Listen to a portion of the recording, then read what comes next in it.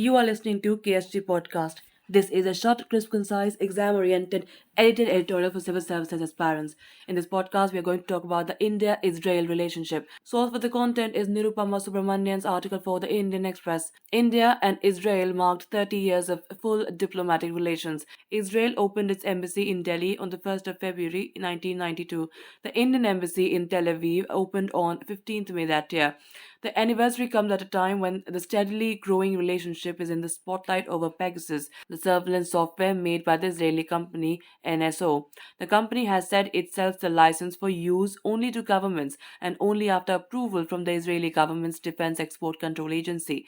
Indian Prime Minister's famous visit in 2017 was the first by an Indian Prime Minister, and with that, he took full ownership of a relationship that had mostly grown under the radar for over a quarter century. India had recognized Israel as far back as 1950, but normalization took another 4 decades. In the wake of the first Gulf War, equations in West Asia underwent big shifts. Arab support for the Palestinian cause began to weaken due to PLO's backing for Iraq's invasion of Kuwait. Then came the breakup of the Soviet Union, which was until then India's go-to country for military hardware. From 1992, while there were defense deals and cooperation in science, technology, and agriculture, India was reticent about its ties with Israel, as it balanced this with its historical support for the Palestinian cause, its dependence on the Arab world for oil, and the pro Palestinian sentiments of the country's Muslim citizens. But the first high level visits took place only when the NDA won under Prime Minister Atal Bihari Vajpayee took office. In 2000, L. K. Advani became the first Indian minister to visit Israel. The same year, Jaswant Singh visited as foreign minister. That year, the two countries set up a joint anti-terror commission, and in 2003, Ariel Sharon became the first Israeli prime minister to visit India. Now, talking about India and the Palestinian cause. While the India Israel embrace has eroded what once used to be New Delhi's unequivocal support for the Palestinian cause, India does continue to walk a tightrope between its historical ties with Palestine and its newfound love for Israel. An indication of this came last year in India's statement in the UN Security Council on the Israel Palestine violence. The statement virtually held Israel responsible for the violence and expressed India's strong support to the just Palestinian cause and unwavering support for the two state solution.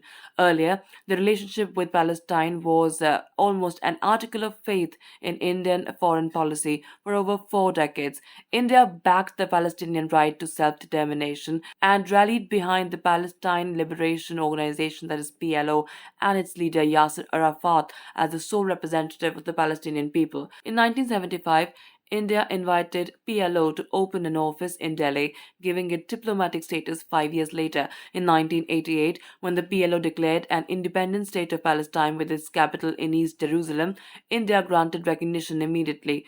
Arafat was received as head of state whenever he visited India. And even as India opened a diplomatic mission in Tel Aviv, it set up a representative officer in Gaza, which later moved to Ramallah as the Palestinian movement split between the Hamas, which gained control of Gaza, and the PLO.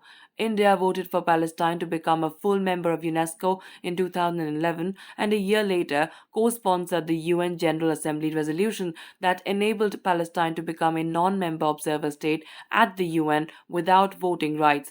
India also supported the installation of the Palestinian flag on the UN premises in September 2015. Now let's move on to the shift in policy. The first big shift in India's policy came during the visit of Mahmoud Abbas in 2017, when India, in a statement, dropped the customary line in support of East Jerusalem as the capital of a Palestinian state. When Modi visited Israel, his itinerary did not include Ramallah, as had been the practice by other visiting dignitaries. But the balancing act continued. Prime Minister made a separate visit to Ramallah in February 2018 and called for an independent Palestinian state. Even as it abstained at UNESCO in December 2017, India voted in favor of a resolution in the General Assembly opposing the Trump administration's recognition of Jerusalem as the Israeli capital. at the UNHRC's 46th session in Geneva earlier in 2021, India voted against Israel in 3 resolutions: on the right of self-determination of the Palestinian people, on Israeli settlement policy, and on the human rights situation in the Golan Heights. It abstained on a fourth, which asked for a UNHRC report on the human rights situation in Palestine, including East Jerusalem.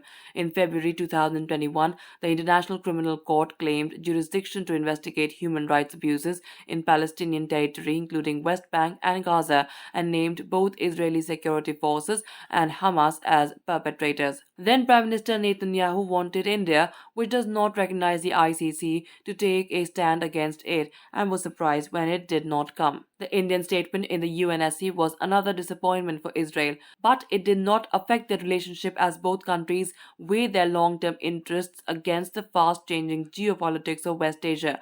Both will be hoping that the Pegasus episode will similarly blow over without any major impact on bilateral ties. That's it for this podcast. Thank you so much for listening. To join KSG India courses and to crack the IELTS exam, visit ksgindia.com. You can also get a PDF of this podcast on ksgindia.com. Thanks for listening and do subscribe to our YouTube channel.